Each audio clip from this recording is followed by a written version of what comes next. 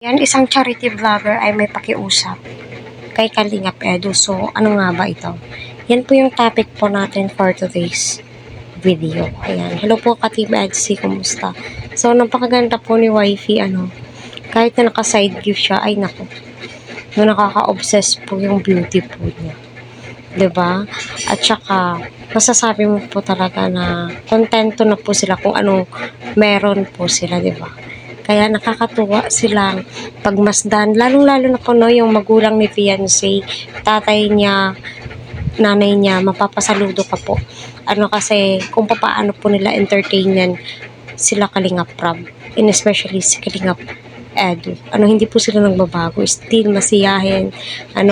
So yun na nga po no, yung topic po natin ay ito po yung nagdaang issue patungkol nga po.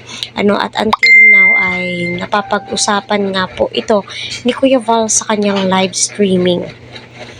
So kumbaga may boundaries na po, alang-alang naman po kay fiancé. Syempre may damdamin po yan, nasasaktan po yan, although hindi po niya sinasabi, pero ramdam naman din po natin.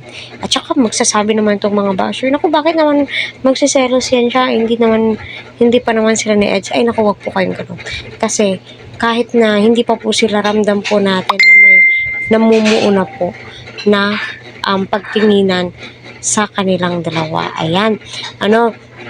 Ayun nga po no, gusto nga po daw ang gawa ni Kuya Val ng kontrata itong si Kalingap Edu na hindi po basta-basta na pupunta sa malayo upang makamit ang kanyang mga sponsors para iwas issue, and then iwas na din po pangbabash.